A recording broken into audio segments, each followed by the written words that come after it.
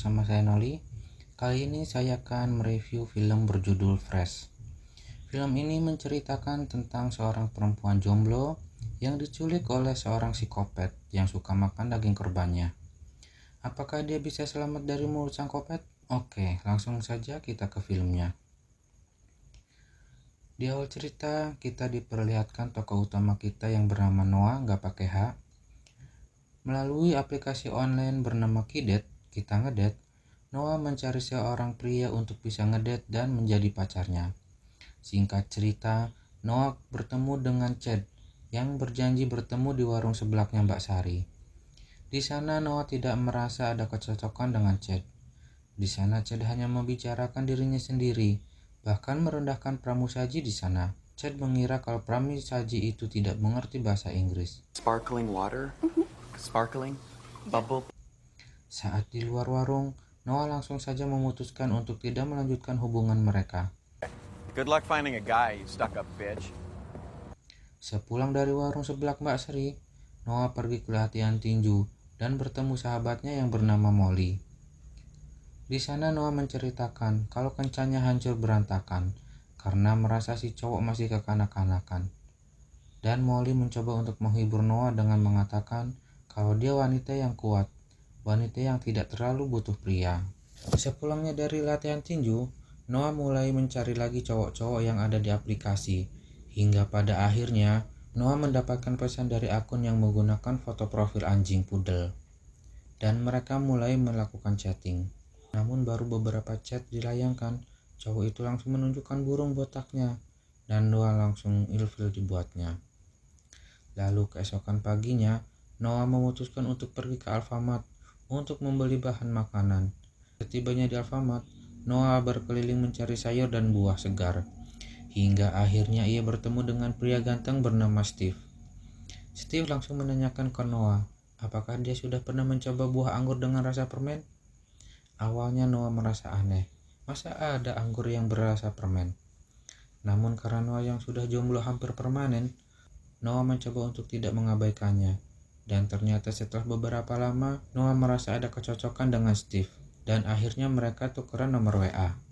Keesokan harinya sambil makan di taman, Noah menceritakan kepada sahabatnya Molly kalau dia bertemu dengan cowok ganteng bernama Steve di Alfamart. Dan Noah bilang kalau dia nggak cuma ganteng, tapi dia juga lucu. Mendengar cerita Noah, Molly bilang kalau kemungkinan Steve merupakan cowok yang sudah nikah. Noah pun tidak sempat berpikir seperti itu. Tapi karena sudah jomblo akut, Noah mau buang pikiran jelek itu dan berpikir, jalan aja dulu, yang penting seneng. Lalu sepulangnya dari taman, waktu di perjalanan pulang, ternyata Steve mengechat Noah dan mengajak Noah untuk ngedate di bar nanti malam. Langsung saja Noah mengiyakan ajakan Steve tersebut. Malam pun akhirnya datang, dan mereka berdua bertemu di bar dengan muka yang berseri-seri. Lalu Steve memesan es teh dan Noah memesan nutrisari rasa cherry. Steve mencoba untuk memperkenalkan diri lebih dalam, dan dia mengaku kalau dia adalah seorang dokter bedah. Sementara Noah bilang kalau dia nggak punya saudara, bapaknya udah meninggal dan ibunya nggak tahu kabarnya lagi, karena mereka sudah lama tidak berkomunikasi. Steve dan Noah akhirnya merasa cocok, dan mereka pun ngobrol panjang lebar. Sampai akhirnya scene diperlihatkan mereka sudah sampai di apartemennya Noah, dan mereka melakukan ewer-ewer.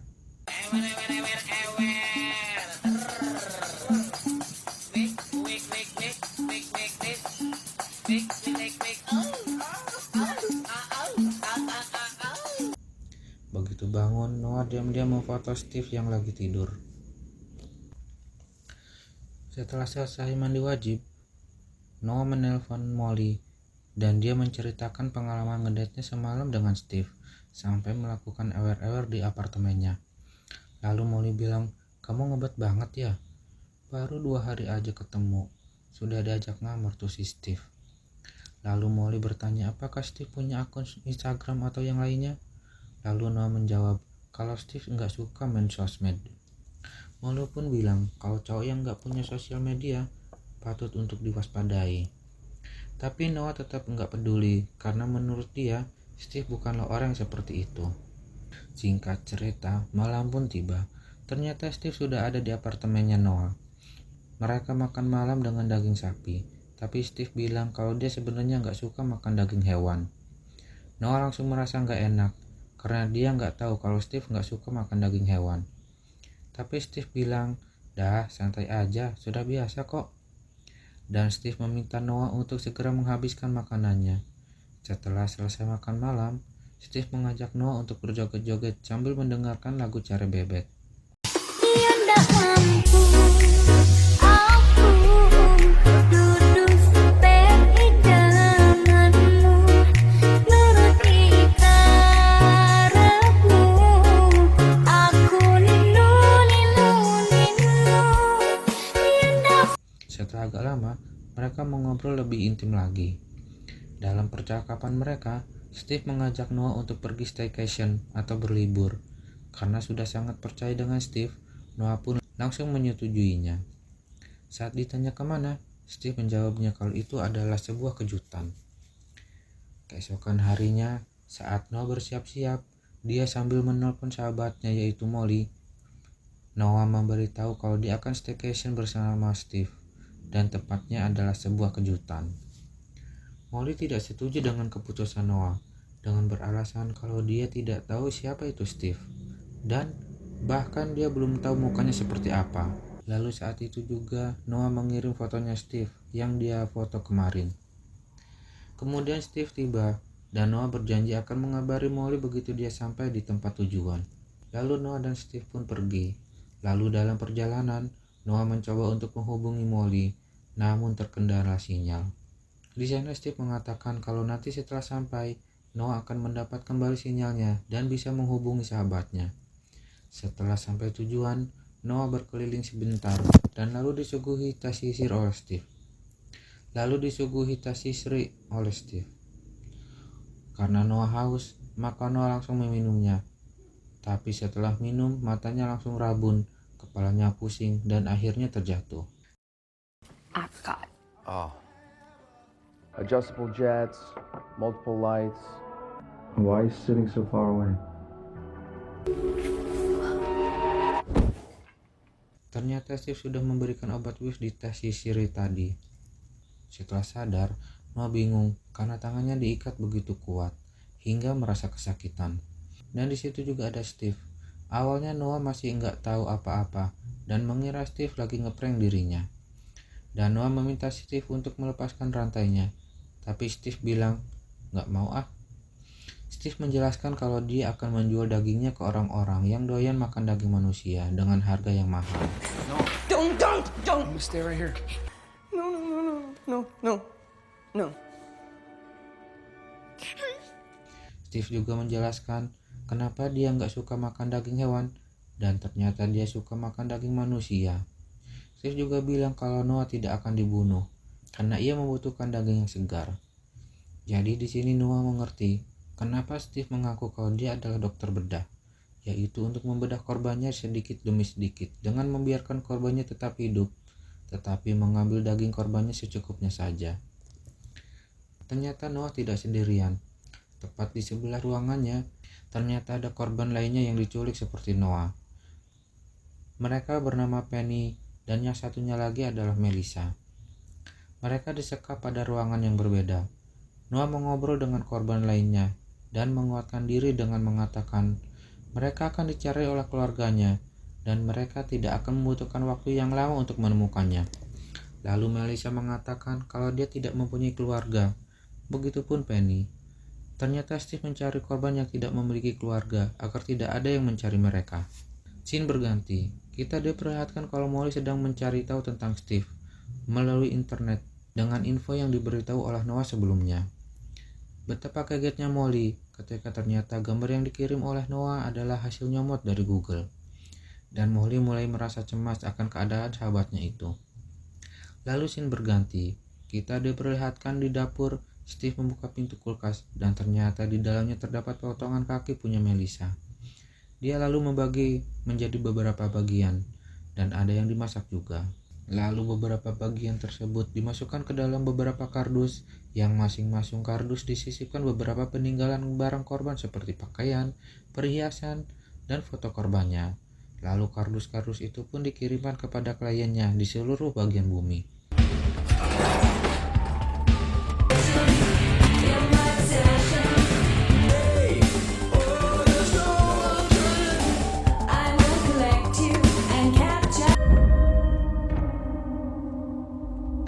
Setelah selesai, Steve mendatangi Noah dan mengajaknya berkeliling rumah dengan syarat tangannya harus dirantai dan mengancam Noah untuk tidak melakukan hal-hal bodoh selama tur.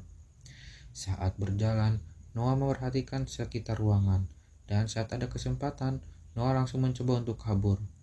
Saat Noah berusaha untuk kabur, namun sayangnya aksinya gagal karena Steve langsung gerak cepat dan membenturkan kepala Noah ke kayu sehingga membuat Noah pingsan.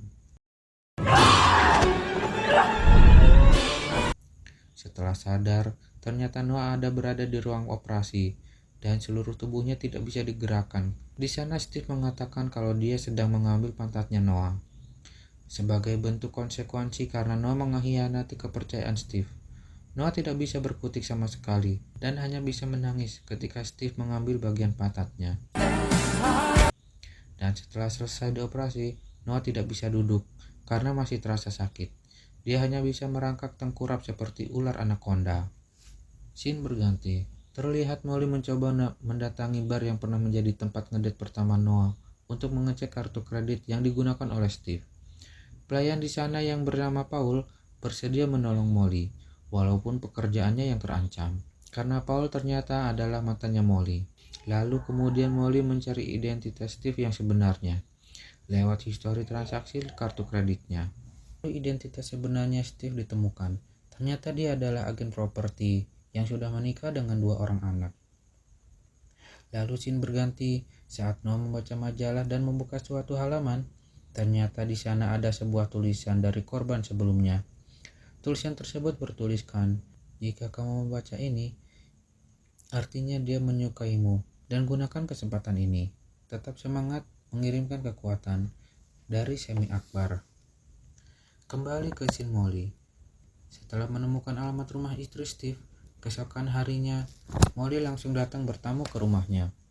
Namun sebelum masuk rumah, Molly mencoba untuk mengirimkan lokasinya kepada Paul untuk berjaga-jaga kalau terjadi apa-apa. Di sana Molly disambut oleh Anna, yang merupakan istrinya Steve. Molly pun menceritakan ke istrinya kalau suaminya tahu keberadaan Noah dan memperlihatkan foto Steve. Lalu Anna mengaku kalau foto itu adalah suaminya, tapi namanya bukan Steve, melainkan Udin. Anna juga mengaku kalau setiap hari suaminya pulang ke rumah, tidak pergi kemana-mana selain bekerja. Tidak lama kemudian, datanglah suaminya. Molly pun langsung bertanya, apakah dia Steve? Bukan, namaku Udin. Lalu Molly langsung menanyakan keberadaan Noah. Tapi Udin bilang kalau dia tidak mengenali Noah, dan mungkin saja Molly salah orang. Molly tidak percaya begitu saja kepada Udin dan keluarganya. Sebelum keluar, Molly mencoba untuk menelpon Noah. Dan benar saja, ternyata itu adalah Steve, bukan Udin. Lalu tiba-tiba Anna dari belakang memukul kepala Molly, sampai Molly tak sadarkan diri. Dan Molly pun akhirnya ikut diculik dan dibawa ke rumah jagal. Saat di rumah, Steve mengobrol dengan istrinya dan mengatakan kalau mereka sudah mencari tim yang baik. Dan Steve bilang kalau di akhir-akhir ini dia sibuk karena banyak orderan yang masuk sehingga akan jarang pulang. Lalu Anna pergi untuk mandi. Di sini kita diperlihatkan kalau Anna hanya mempunyai 1 kaki. Kemungkinan Anna juga merupakan salah satu korbannya Steve terdahulu. Saat malam harinya, Paul mencoba mengecek posisi terbaru Molly. Dan ternyata Molly telah pergi jauh meninggalkan kota. Dan di sana, Paul mulai curiga.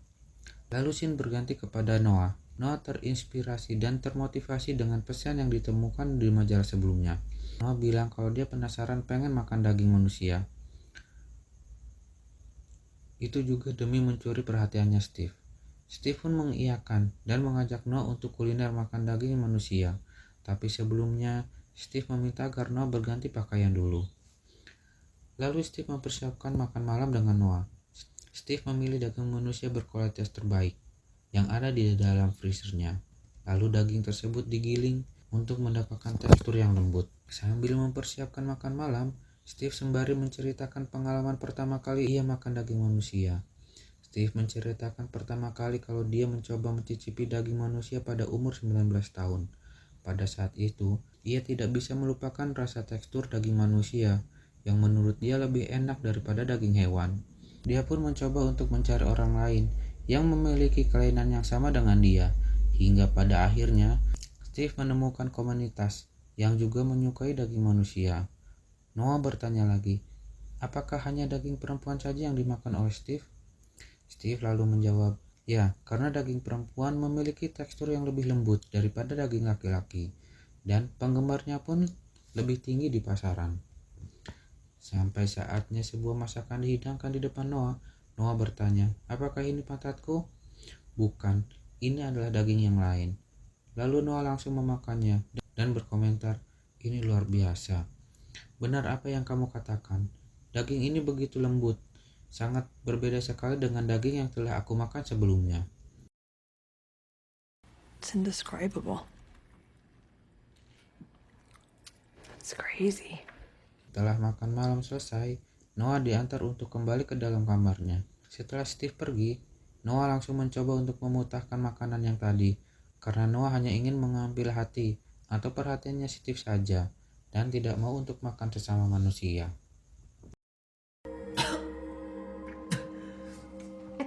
Definitely didn't sound like Melissa.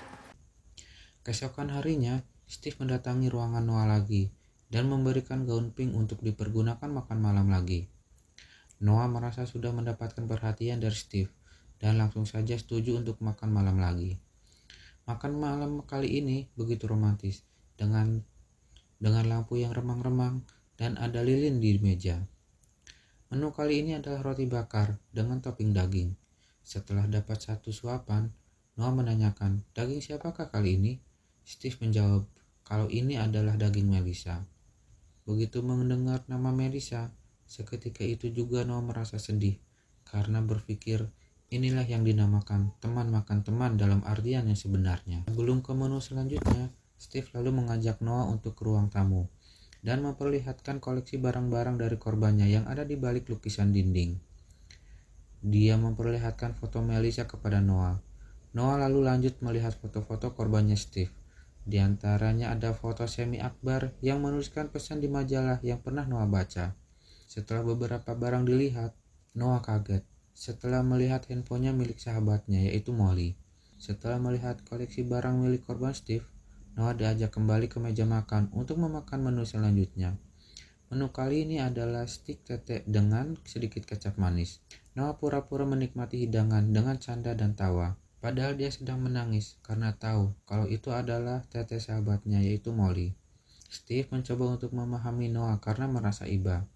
Lalu Noah mengajak Steve berdansa di ruang tengah sampai pergi ke kamar. Dengan gerakan ular, Noah mulai turun dari kepala, lalu ke dada, dan lanjut sampai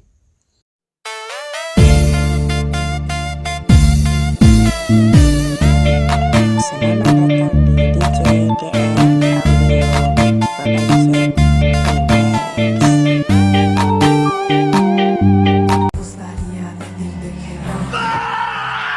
ular milik Steve digigit sampai berdarah. Dan Noah langsung kabur meninggalkan Steve dan menguncinya. Noah mengambil kesempatan ini untuk kabur dari Steve. Noah mengambil kunci dan handphonenya, lalu membebaskan sahabatnya Molly dan teman yang satunya untuk kabur. Steve mencoba untuk menangkap mereka di dapur, dan akhirnya Steve dikeroyok oleh para korbannya, dan akhirnya Steve kalah, dan korbannya kabur dari situ.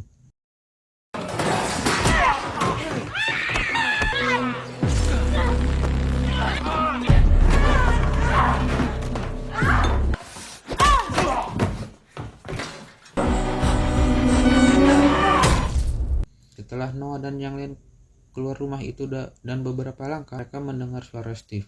Ternyata Steve belum mati dan berhasil keluar. Dan ternyata mantannya Molly yaitu Paul mendatangi rumah itu karena mengikuti live location Molly. Susah payah Steve mengejar korbannya karena tidak kuat menahan sakit karena ularnya yang berdarah dan tidak mengetahui posisi korbannya. Akhirnya Steve menembak ke segala arah tanpa membuahkan hasil. Dan Paul pun mendengar suara tembakan itu, dan akhirnya dia memutuskan untuk pulang kembali. Tak lama kemudian, datanglah istri Steve, yaitu Anna, bersama bodyguardnya. Mereka langsung masuk rumah dan mencari Steve. Anna kaget melihat kondisi rumah yang berantakan dan ada bercak darah. Dia pun mencoba untuk menghubungi handphone Steve, yang ternyata ditinggal di kamar. Lalu Anna mendengar suara tembakan dari Steve dan mencoba keluar untuk mencari tahu. Kembali ke Steve. Tidak sengaja Steve melihat cahaya yang dikeluarkan oleh HP Noah. Ketika Noah sudah pasrah akan apa yang akan terjadi, ternyata Molly berhasil menyergap Steve.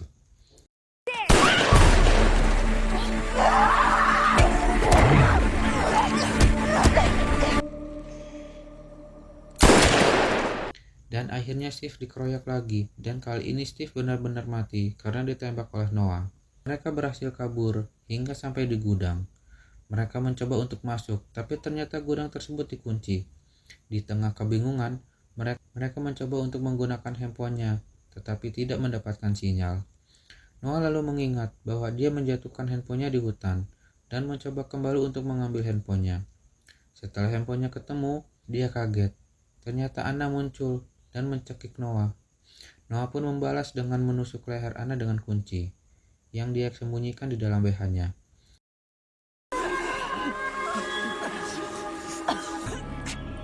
You fucking cunt! Tapi Anna berhasil berdiri dan menangkap Noah. Lalu Molly pun datang memukul Anna di kepala dengan skop. Molly terus memukul Anna sampai benar-benar tidak bisa bergerak lagi. Lalu Noah bertanya, "Siapa dia?" Molly menjawab, "Dia adalah istrinya Steve." Noah kaget mendengar hal itu. Sesaat kemudian, mereka berdua tertawa bersama, dan film pun selesai. Jadi pesan yang disampaikan dari film ini adalah jangan percaya jika ada seorang pria mengaku kalau ada anggur dengan rasa permen, karena dia pasti adalah psikopat. Oke, jangan lupa subscribe dan komen di bawah. Oke, saya Noli, adios.